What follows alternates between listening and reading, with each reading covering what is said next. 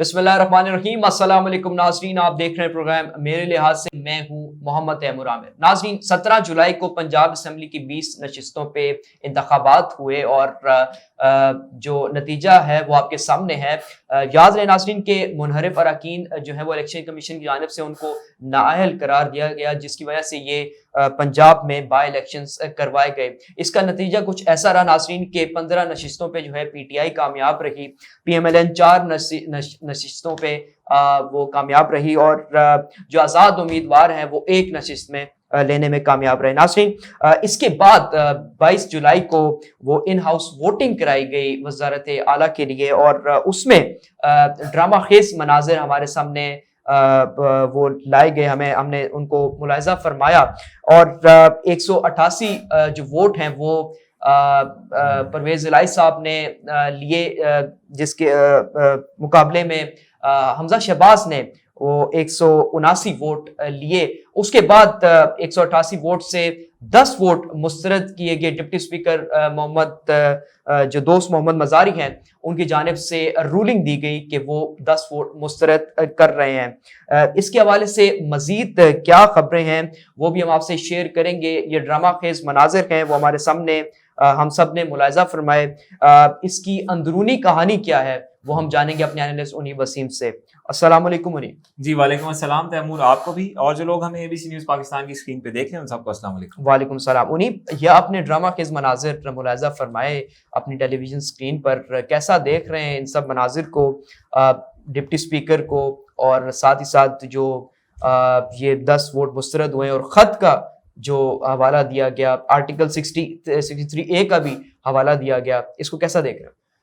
Drama edit speak, बस इतना ही जुमला है जो कि इस पूरे को डिफाइन करता है। जाहिर है उसकी तशरीह हो सकती है, लेकिन इंतहा पे पाकिस्तानी सियासत में जो ड्रामा हमेशा से रहा है उसकी एक इंतहा हमने अब से 24 घंटे पहले देखी है। हिंद से बड़े जबरदस्त हैं, बड़े खूबसूरत हैं।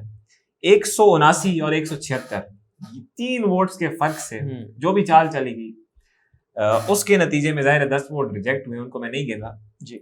3 वोट्स का मार्जिन ये बुनियादी वजह बना है पूरे के पूरे खलीज की, पूरे के पूरे तनाव की। सवाल ये उठता था और बहुत से ज़हनों में होगा इस सवाल कि क्या ये एक्सपेक्टेड था, क्या हमजा शहबाज साहब का जीतना एक्सपेक्टेड था जी? इसका जवाब है हाँ। अच्छा। हमजा शहबाज साहब का जीतना एक्सपेक्टेड था, लेकिन इस तरह जीतना, इस मैनूवरिंग के तहत जीतना, इस हिकमत अमली के तहत जीतना, इस अंदाज में जीतना वो किसी ने नहीं सोचा था सिवाय एक दिमाग के, जिसका तस्करा अगले चंद लम्हात में हम करने जा रहे हैं। ये किसी ने नहीं सोचा था कि इस अंदाज से हमजा शहबाज सबकत ले जाएंगे, बर्तरी ले जाएंगे। शौक तो है सबके लिए ही था, हमारे लिए भी था, लेकिन ये शौक नहीं था कि इस तरह हमजा शहबाज नहीं बनेंगे। ये शौक था कि जिस अंदाज में उस खास मोमेंट पे उस खत का जिक्र ईवान में आया है वो एक खूबसूरत चाल थी जो कि पाकिस्तानी सियासत का एक वतीरा रही है और जो खेलने वाला है उसको उसका क्रेडिट देना चाहिए और दिया भी गया है। सही। सवाल ये है कि हुआ क्या है इस पूरे पिछले 24-48 घंटों की फिजा में हुआ क्या है?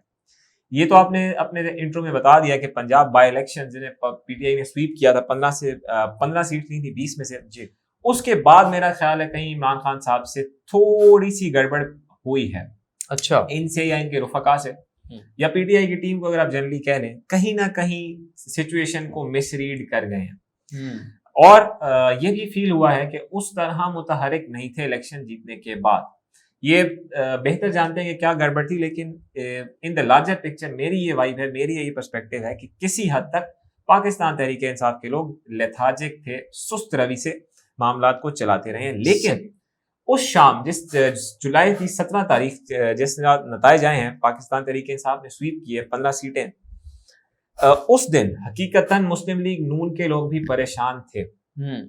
जाहिर है एस्टेब्लिशमेंट के न्यूट्रल होने से किसी को कुछ नहीं पता कि कहाँ जाना है, तो उस दिन हकीकतन परेशान थे कि ये गड़बड़ है। लेकिन सियासत है और सियासत के बारे में कहा जाता है कि अबतर हालात को अपने रुख मोड़ना यही सियासत का नाम है।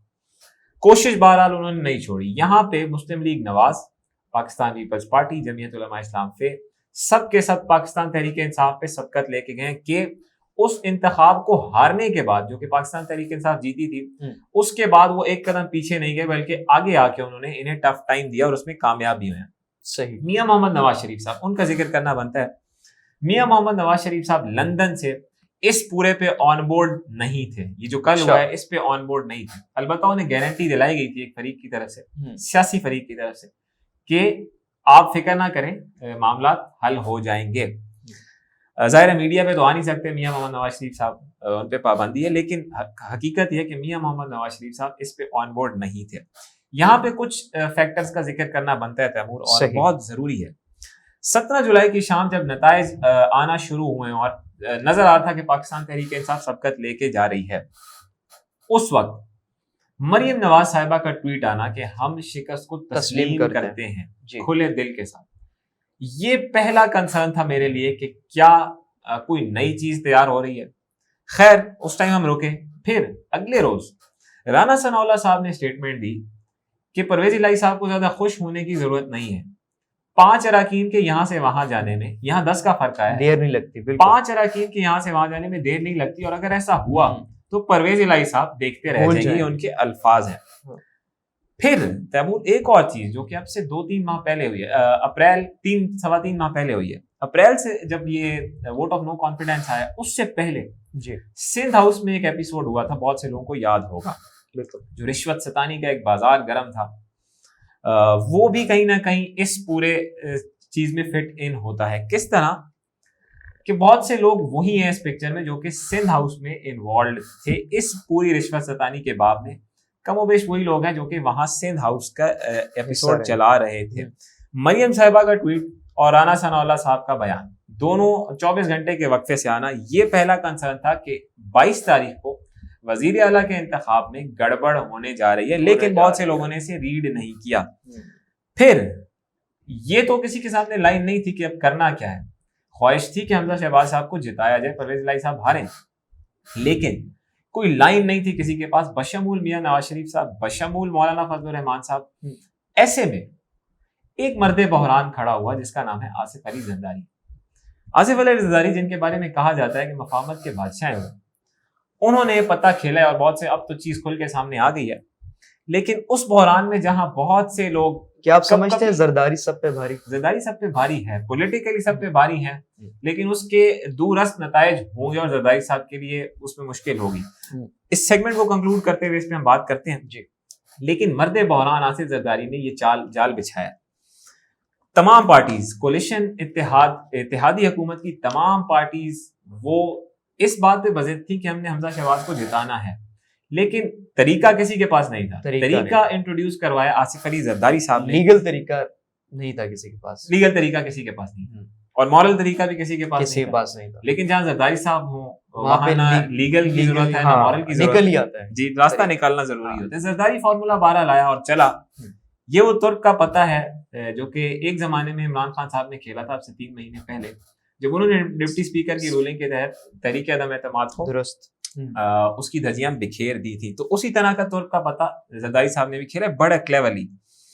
لیکن ان 2 اہم ملاقاتوں کا ذکر یہاں بنتا ہے تیمور، جو کہ انتخاب سے پچھلے دن ہوئی ہیں. ایک ملاقات دن کے وقت ہوئی اور ایک ملاقات رات کے وقت. دونوں ہوئی چوائس شجاعت صاحب اور آصف علی زرداری صاحب کے بیچ. میری معلومات کے مطابق جو صبح کی ملاقات تھی، جو دوپہر اور صبح میں ہوئی ہے، وہ کوئی بہت اچھی نہیں گئی، اور اس میں زرداری صاحب کو لال جھنڈی دکھا دی گئی تھی. پھر زرداری صاحب گئے واپس، لاہور میں تھے، اور شام کو دوبارہ آئے تو زرداری صاحب کا فارمولا تیار تھا. کھانا بھی انہوں نے منگوا لیا. داد دیں زرداری صاحب کی کہ انہوں نے رات تک فارمولا تیار کیا، اور رات میں ہونے والی میٹنگ پہ انہوں نے چودھری شجاعت صاحب کو قائل بھی کر لیا تھا. یہ میری معلومات ہے، تردید کوئی کرنا چاہے تو کر سکتا ہے. واہ جی واہ. پھر وہ لیٹر آتا ہے تیمور جو کہ ایوان میں چلا ہے. یہ بنیادی طور پہ اس کی ایک انڈورسمنٹ ہے جو کہ اس رات زرداری صاحب اور چوائس شجاعت صاحب کے بیچ ہوئی. آپ نے جو بات کی کہ ایک زرداری صاحب پہ بھاری، اس سے تو میں ڈس ایگری نہیں کرتا، اور پچھلے 10-12 سال میں جو واقعات دیکھے ہیں اس کے بعد تو بالکل ہی نہیں کرتا. زرداری صاحب واقعی سب پہ بھاری ہیں، لیکن اس کی ایک لیگل کاسٹ ہے جو کہ زرداری صاحب کو آگے پے کرنی ہے، تو اس کے لیے زرداری صاحب تیار ہیں. حال کی بات کر لیتے ہیں تیمور. حال کچھ ایسا ہے کہ بے رحم پاکستانی سیاست ہے، اور دکھ اس بات کا ہوتا ہے کہ عمران خان صاحب جیسا آنیسٹ، ڈیڈیکیٹڈ اور کمیٹڈ شخص وہ اس کی زد میں آ رہا ہے، اور پھر سے خان صاحب کے ساتھ ایک ہاتھ ہوا ہے. You have to feel for him. آپ کو ان کے لیے سوچنا ہے، ان کے لیے فیل کرنا ہے. ایک نئی ڈبیٹ آئی ہے پارلیمانی پارٹی لیڈر اور پارٹی صدر کی ڈبیٹ، جو کہ کل رات بہت گرم تھی اور اس کا ذکر کرنا بنتا ہے یہاں. ایک ہے پارلیمانی پارٹی لیڈر کی ہدایت اور ایک ہے پارٹی چیئرمین یا پارٹی صدر کی ہدایت. جو آئین پاکستان ہے وہ ایسی سچویشن میں کہتا ہے کہ آپ کو پارلیمانی پارٹی کے لیڈر کو دیکھنا ہے. آرٹیکل 63A کا ایک کلوز میں پڑھنے جا رہا ہوں جس میں آئین کہتا ہے کہ if a member of a parliamentary party composed of a single political party in a house A resigns from membership of his political party or B votes or abstains from voting in the house contrary to any direction issued by the parliamentary party to which he belongs in relation to 1. election of the prime minister or the chief minister, or 2. a vote of confidence or a vote of no confidence, or 3. a money bill or a constitution amendment bill, he may be declared in writing by the party head یعنی party صدر to have defected from the political party. ابہام ہے، confusion ہے جس کی تشریح کرنے کے لیے سپریم کورٹ ہماری عدالت. اچھا، آپ یہ نہیں سمجھتے کہ 63A میں یہ واضح ہے کہ جو پارٹی صدر ہے اگر اس کی جانب سے کوئی خط دیا جائے اس پر جو ہے اس کی کوئی آئینی حیثیت نہیں ہے، لیکن ہے آئین پاکستان کہتا ہے کہ اس کی آئینی حیثیت ہے. اچھا، لیکن الیکشن کمیشن آف پاکستان ایک قدم آگے جا کے کہتا ہے کہ پارٹی صدر کی لائن سے انحراف کرنا وہ آپ کو اسی طرح نااہل کرتا ہے جس طرح وہ 25 اراکین نااہل ہوئے جن کی سیٹس پہ یہ الیکشن لڑا گیا ہے. تو یہ ایک بڑا باریک آئینی پہلو ہے جسے ہماری عدالتوں نے سالو کرنا ہے اور یقیناً کریں گی. تو آپ کے مطابق یہ جو رولنگ دی گئی یہ آئینی ہے اور اس میں کوئی آئین پاکستان کے مطابق اس کی اجازت ہے اور خاص طور پہ اس فیصلے الیکشن کمیشن آف پاکستان کے اس فیصلے کی روشنی میں جو کہ اب سے 1 ماہ پہلے آیا تھا جس میں نااہل قرار دیا تھا ان 25 منحرف اراکین کو. تو خان صاحب زد میں اس کی دکھ اس بات کا ہے کہ خان صاحب جیسا آنیسٹ آدمی اس کی زد میں ہے، لیکن بہت سے لوگوں کے ذہن میں یہ سوال ہے کہ کیا معاملات حل ہو گئے ہیں. میرا ناقص تجزیہ ہے کہ نہیں، یہ ایک نئے بحران کو جنم دے رہے ہیں، ایک نیا گھمسان کا رن ہے جو کہ یہاں پڑنے والا ہے اور اس سے جلد یا بدیر ہمیں حل کرنا ہے. لیکن کوئی بھی بات اس وقت حتمیت کے ساتھ اس لیے نہیں کہی جا سکتی کیونکہ عدالتیں یہاں بیٹھی ہیں اور ایک لمبا پروسیجر ہے جو کہ عدالتوں میں چلنا ہے. عدالتوں سے متعلق میرا آپ سے سوال ہے اور بڑا معصومانہ سا سوال ہے کہ اپریل میں جو ہے وہ سپریم کورٹ کھل جاتی ہے اور اسی طرح کے واقعات رونما ہوتے ہوئے دکھائی دیتے ہیں، لیکن کل جو 22 جولائی کو واقعہ ہوا اس میں ہمیں سپریم کورٹ نہ کھلتے ہوئے دکھائی دے رہی ہے. مانا کہ انہوں نے درخواست ایکسیپٹ کر لی ہے، رجسٹری، ہاں بالکل، ریکویسٹ ایکسیپٹ لیکن سپریم کورٹ کیوں نہیں کھلی؟ یہ اس پہ آپ تھوڑا اس کا جواب وہ کون تھا میں ڈھونڈیے گا وہ ہم کر چکے ہیں. اس کا جواب وہاں ہے اور بڑا مفصل جواب ہے کہ وہ کون تھا جو اس رات سارے احکامات دے رہا تھا. یقیناً اب بھی دے رہا ہوتا تو عدالت کھلتی، لیکن رجسٹری بہرحال کھلی تھی. مستقبل کے حوالے سے کچھ بات کر لیتے ہیں جی. باوجود اس کے کہ ایک تماچا ہے آپ کے پورے سیاسی نظام پہ، آپ کے پورے سماج پہ کہ اس طرح کے واقعات رونما ہو رہے ہیں، لیکن اگر سوال پوچھے مجھ سے کوئی کہ اس پورے میں نیٹ گینر کون ہے، صحیح، اس میں سب سے زیادہ فائدہ کس نے لیا، چھوڑیں آپ نتائج کو، چھوڑیں آپ اس کو کہ کون جیتا ہے، کون شکست سے دوچار ہوا ہے، اگر ان دا لارجر کینوس اس میں کوئی جیتا ہے تو وہ ہے عمران خان صاحب. اس طرح کہ وہ جو بیانیہ خان صاحب پچھلے 8-10 سال سے بنا رہے ہیں کہ سارے چور اکٹھے ہیں اور میں ایک طرف ہوں، اس واقعے نے ایک بار پھر سے اس پہ مہر ثبت کی ہے، اس بیانیے کو سبسٹینشیٹ کیا ہے کہ خان صاحب کا جو بیانیہ تھا کہ میں اکیلا ہوں اور یہ سارا کرپٹ ٹولہ جن کے خلاف میں، گو کہ اس میں اور بھی بہت سے لوگ شامل ہو گئے جن کی توقع نہیں تھی، لیکن خان صاحب کا بیانیہ وہ ایک بار پھر بکنے لگ گیا. آپ دیکھیں کل خان صاحب کے کہے بغیر، کہنے سے پہلے لوگ سڑکوں پہ نکلے ہیں، فیصل آباد، لاہور، ایون سندھ میں نکلے ہیں لوگ. پھر خان صاحب نے دوبارہ کال دی کہ آپ سڑکوں پہ آئیں، تو یہ خان صاحب کے لیے پلس ہے. لیکن اس محاذ پہ شکست ہوئی ہے مگر ان دا لارجر کینوس خان صاحب کی آپ صحیح کہہ رہے ہو. نہیں بالکل بیانیہ جو ہے وہ بک رہا ہے اور عوام جو اس بیانیے کو ایکسیپٹ بھی کر رہی ہے، لیکن آپ دیکھیں کہ یہ پی ایم ایل این اور ان کی جو اتحادی جماعتیں ہیں ان کی جانب سے یہ جو فیصلے کیے جا رہے ہیں، یہ طور طریقے استعمال کیے جا رہے ہیں، کوئی امپلیمنٹیشن دکھائی نہیں دے رہی پراپر. جو عمران خان صاحب جو کہہ رہے ہیں ان کو جو ہے وہ کہتے ہیں ان کے برعکس ان کو دیکھنا پڑتا ہے. لاجیکل سوال اٹھایا تھا، اس کی وجہ یہ ہے کہ خان صاحب اس سسٹم میں مس فٹ ہیں. خان صاحب اس کرپٹ سسٹم میں وہ جگہ نہیں بنا سکتے جو کہ ان جیسے شخص کی ہونی چاہیے. بن پائے گی یا نہیں بن پائے گی؟ خان صاحب کی اگلے سسٹم میں جگہ ہے. ایک مضبوط جگہ ہے, ایک مضبوط سسٹم میں جگہ ہے, اور جاتے جاتے آپ کو خبر بھی دیتے ہیں بریک سے پہلے, لیکن خان صاحب کے اگلے سسٹم میں جگہ ہے. ایک اور سوال ہے ان لوگوں کے ذہن میں, وہ یہ ہے کہ آصف علی زرداری صاحب نے یہ سب کیا کیوں ہے؟ کیا آصف زرداری صاحب اتنے خیر خواہ ہیں مسلم لیگ نواز کے کہ حمزہ شہباز کو جتائیں گے؟ نہیں, اصل مفاد ہے اپنا. اور آپ کو یہ جان کے بڑا حیرت ہوگی کہ وہ مفاد کیا ہے جس کے تحت آصف علی زرداری صاحب نے یہ ترک کا پتہ کھیلا ہے, یہ جال بچھایا ہے. وہ کوویٹڈ پوزیشن جس کے لیے آصف زرداری صاحب یہ کر رہے ہیں وہ ہے صدر پاکستان کی پوزیشن. اچھا, صدارت کے منصب پہ آصف علی زرداری صاحب کی نظر ہے, اور اس دن سے ہے جس دن سے عدم اعتماد کامیاب ہوئی ہے. اس کے ساتھ ساتھ ایک اور چیز ہے جو کہ زرداری صاحب نے ایسا کرنے سے سیکیور کیا, اور وہ ہے ان کا صوبہ سندھ. سندھ میں اپنی حکومت پنجاب میں لوگوں کو انگراس کر کے کس خوبصورتی سے زرداری صاحب نے بچائی ہے, اس پہ ان کو داد دینی بنتی ہے. لیکن بھی جو بلدیاتی انتخابات ہیں وہ تو آگے ملتوی کر لیے گئے. ایسی صدارت کے منصب پہ آصف علی زرداری صاحب کی نظر ہے. اور جاتے جاتے کچھ خبریں آپ کو دیتے ہیں تیمور. پہلی خبر یہ ہے کہ عارف علوی صاحب اب تیاری کریں, کیونکہ عارف علوی صاحب کے خلاف اگلے چند دنوں میں محاذ گرم ہونے جا رہا ہے. کیونکہ وہ آصف زرداری جس نے چند دنوں میں یہ جال بچھایا, وہ اگلے چند دنوں میں عارف علوی صاحب کے مواخذے کی تیاری کرنے جا رہے ہیں. آصف علی زرداری صاحب بمقابلہ عارف علوی اگلا پاکستانی سیاست کا محاذ ہے. یاد رہے کہ اگر ان کی امپیچمنٹ ہوتی ہے, انہیں ہٹایا جاتا ہے, تو وہ صوبائی ایوانوں سے ہونی ہے, اور اس میں آصف زرداری صاحب کا رول بنتا ہے. صحیح. دوسری بات تیمور, سندھ ہاؤس کا میں نے ذکر کیا ابتدائی مراحل میں. سندھ ہاؤس میں جو رشوت کا بازار لگا ہے اب سے 2-3 ماہ پہلے, عدم اعتماد کی تحریک سے پہلے, اس پہ پراپر کیس سامنے آنے والا ہے اگلے چند دنوں میں. ایک ایک چیز جو کہ ان دنوں ہوئی ہے, جتنا پیسہ دیا گیا, جس شخص کو دیا گیا ہے, کس طرح لائلٹی سوئچ کروائی گئی ہیں, ایک ایک چیز وہ سندھ ہاؤس کیس میں سامنے آنی ہے. تو اس کے لیے بھی آصف علی زرداری صاحب تیاری کریں, اور دیگر لوگ بھی تیاری کریں. سیکنڈلی, ایک آخری بات کرنا چاہوں گا چند لمحات لے کے, کہ اس سب کے باوجود کہ خان صاحب آپ کو اس وقت ڈاؤن لگ رہے ہیں, بظاہر آپ کو لگ رہا ہے کہ خان صاحب مشکل میں ہیں, لیکن یہ سارے واقعات, دکھ ہوگا لوگوں کو سن کے, لیکن یہ سارے واقعات عمران خان صاحب کی 2/3 اکثریت کی راہیں ہموار کر رہے ہیں. اس جملے کو یہیں تک روکتا ہوں. عمران خان صاحب مستقبل میں 2/3 لینے کے لیے بہترین پوزیشن میں اگلے چند دنوں میں آنے جا رہے ہیں.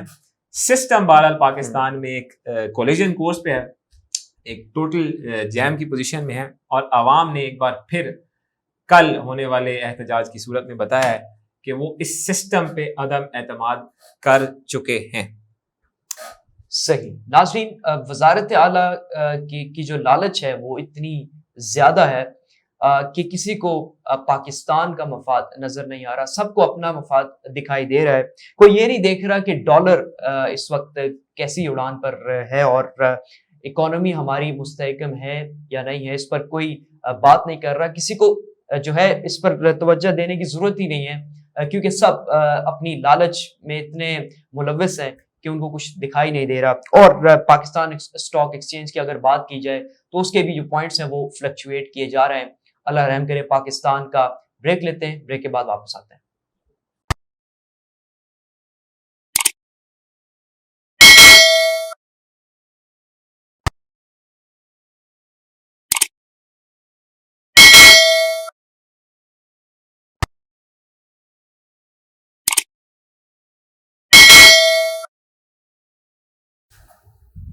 ویلکم بیک ناظرین, آپ دیکھ رہے ہیں پروگرام میرے لحاظ سے. ناظرین, صدر پیوٹن سے جڑے کچھ معاملات رونما ہوتے ہوئے دکھائی دے رہے ہیں جنہوں نے صدر پیوٹن کی پالیسی سازی کو افیکٹ کیا ہے. اس سے جڑے کیا خبریں ہیں یہ ہم آپ کے سامنے شیئر کریں گے آج کے اس دوسرے سیگمنٹ میں. اور ناظرین, یورپ ہیٹ ویو کی بات کریں گے. گرمی کی جو شدت ہے وہ یورپ میں بڑھتی چلی جا رہی ہے, اس سے کیا جڑی خبریں ہیں وہ بھی ہم آپ کے سامنے لے کر آئیں گے. انہی آپ کی طرف بڑھتا ہوں. صدر پیوٹن کی جانب سے جو ہے کچھ ایسے معاملات ان سے جڑے کچھ ہمیں دکھائی دے رہے ہیں جنہوں نے جو ہے پالیسی سازی میں کافی اثر انداز کیا ہے. کیسا دیکھ رہے ہیں ان سب صورتحال کو؟ تیمور, کچھ بہت دلچسپ واقعات ہیں جنہیں میں اس پری کنڈیشن پہ بات کرنا چاہوں گا کہ انتہائی انٹرسٹنگ ایک واقعہ پیش آیا ہے جس کے محور میں صدر پیوٹن ہیں, جس کی زد میں صدر پیوٹن ہیں.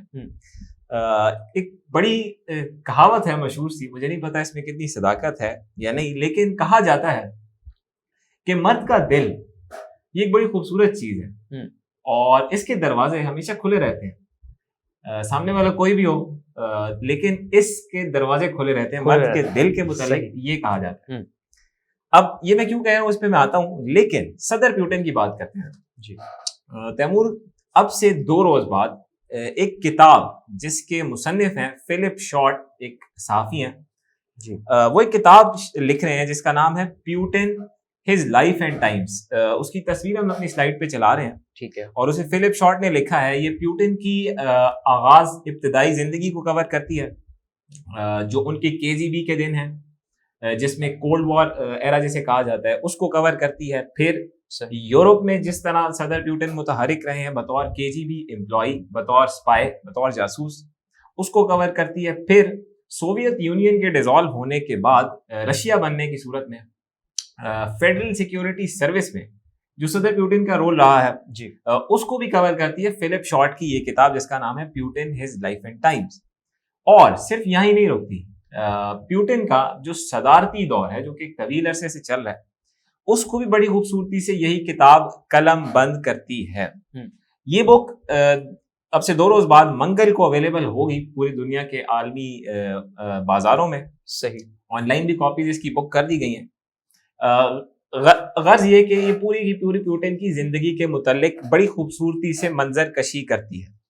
ایک فیز جو کہ ان کی ذاتی زندگی سے جڑا ہے, لیکن کیونکہ اس کا تعلق روس کی سلامتی سے اور روس کی پالیسی سے, اس لیے میں اسے یہاں ڈسکس کر رہا ہوں, وہ کہ جانتے ہوئے کہ ان کی ذاتی زندگی میں عمل دخل کرنے کا ہمارا کوئی حق نہیں ہے, لیکن پھر بھی کیونکہ ایک ذاتی زندگی کا پہلو ان کی پیشہ ورانہ زندگی سے کولائڈ کر رہا ہے, تو اس بات کو یہاں ڈسکس کرنا ضروری ہے.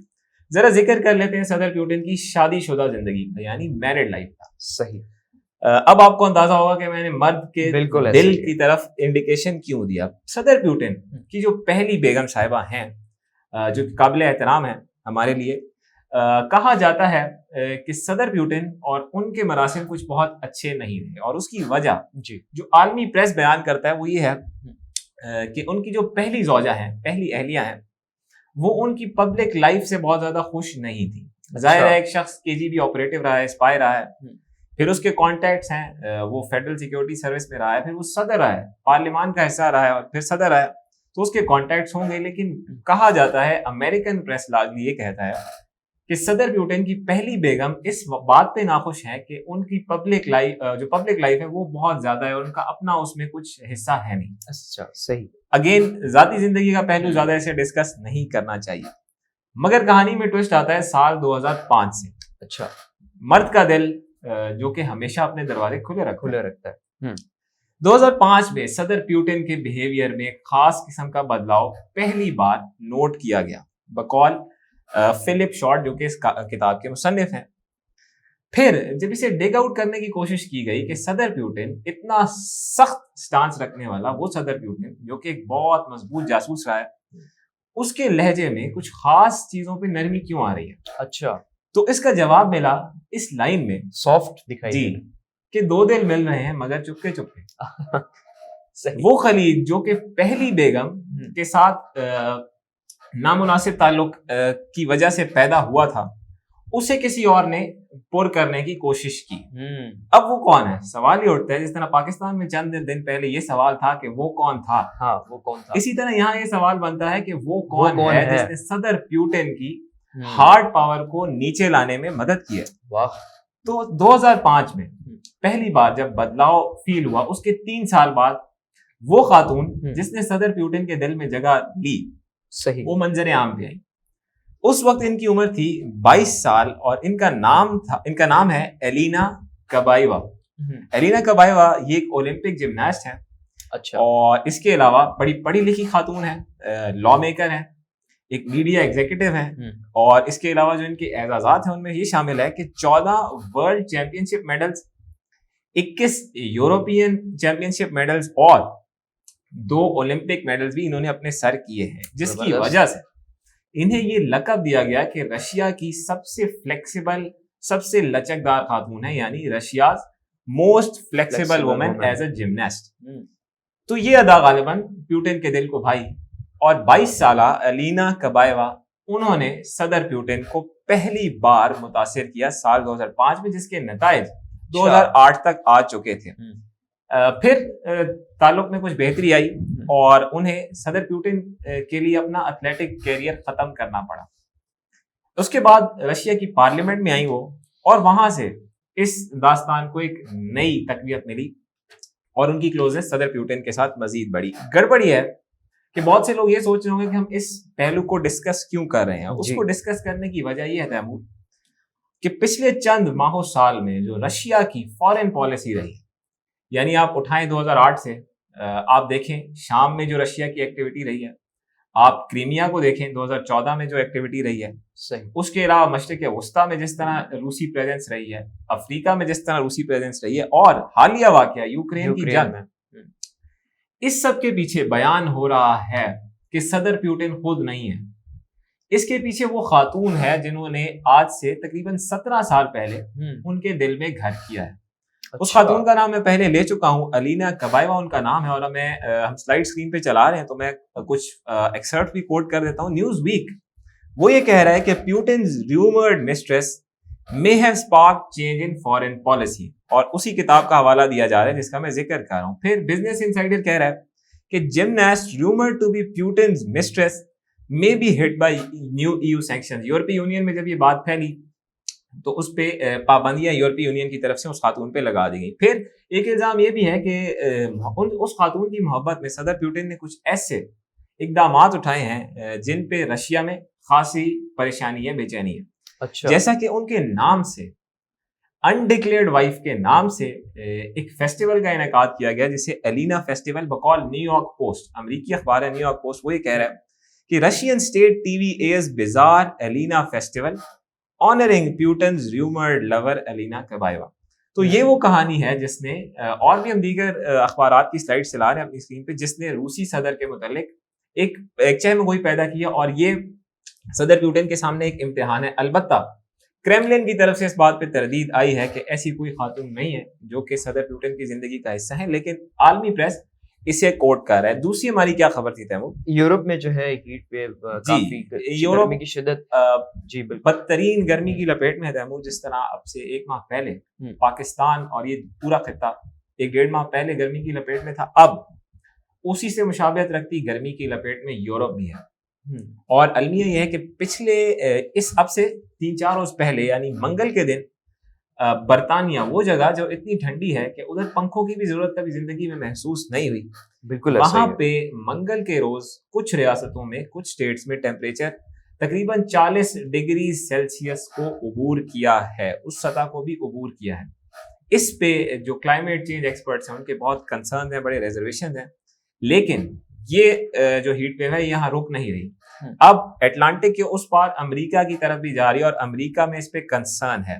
یہ میں بتا دوں کہ ریکارڈ فارسٹ لاس، ریکارڈ جو آپ کے فارسٹ ہیں، اتنے بڑے پیمانے پہ تباہی اس سے پہلے کبھی نہیں آئی جو پچھلے 7-8 دن میں یورپ کے علاقوں میں دیکھی گئی ہے۔ فرانس، اسپین، پرتگال کے تقریباً مشترکہ طور پہ 5000 اسکوائر کلومیٹر کا رقبہ ہے جو کہ اس فارسٹ فائر کی زد میں آ گئے۔ اب امریکہ کی طرف یہ ہیٹ ویو بڑھ رہی ہے، اور امریکہ میں ایک تھریٹ لیول ہے، تقریباً 1 لاکھ لوگوں کو ہائی تھریٹ لیول پہ ریٹ کیا گیا ہے کہ وہ اس کی زد میں آ سکتے ہیں۔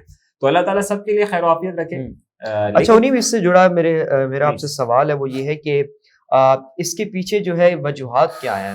مطلب یہ کیوں ہیٹ ویو اتنی گرمی کی شدت بڑھ رہی ہے یورپ میں، اور آپ نے جیسے کہا کہ فرانس، اسپین میں بھی، پرتگال میں بھی خدشہ ہے، تو اس کی کیا وجوہات ہیں؟ بنیادی وجہ تو ہیومن ایکٹیویٹی ہے۔ یہ تو ہم جانتے ہیں کہ کوئلے کو بڑے پیمانے پہ جلایا جاتا ہے، باوجود اس کے کہ اس کی ممانعت بڑے فورمز کرتے ہیں جیسے کہ G7، دیگر جو عالمی فورمز ہیں وہ اس کی ممانعت کرتے ہیں، لیکن بڑے پیمانے پہ کوئلے کو جلایا جا رہا ہے، جس کی وجہ سے آپ کے ایٹماسفیئر میں ایسی عجیب و غریب سی تبدیلیاں واقع ہو رہی ہیں۔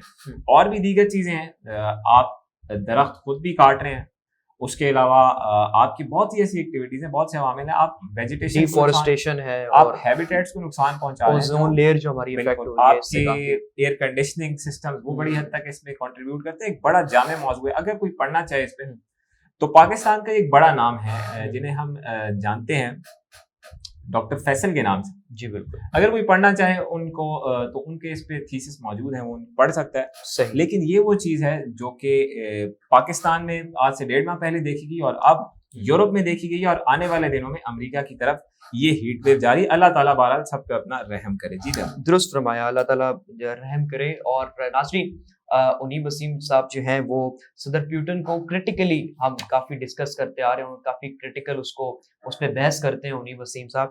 और साथ ही साथ जो उन्होंने आज एक स्टोरी हमें सुनाई वो काफ़ी एक इंटरेस्टिंग थी और उससे मुझे और आप सब लोगों को उससे मुस्तफ़ीद हुए होंगे। नाज़रीन, यूरोप में जो है हीट वेव काफ़ी बढ़ती चली जा रही है। हीट वेव का है इशू यूरोप में, और साथ ही साथ जो है बाकी फ्रांस और स्पेन और पुर्तगाल, इनमें भी खतरा है, खदशा है। लेकिन पाकिस्तानी सियासत में नाज़रीन जो गर्मा गर्मी देखी जा रही है इस वक्त, ख़ुसूसन पंजाब में जो देखी जा रही है, उससे रिलेटेड आगे क्या डेवलपमेंट्स होंगी वो भी हम आपसे शेयर करेंगे। देखना पड़ेगा कि क्या किस तरफ जो है ये मामलात जाते हैं। नाज़रीन, ये था अब तक का शो। इंशाल्लाह नेक्स्ट एपिसोड में आपसे मुलाकात होगी। देखते रहिए मेरे लिहाज से। अल्लाह हाफ़िज़ नासिर।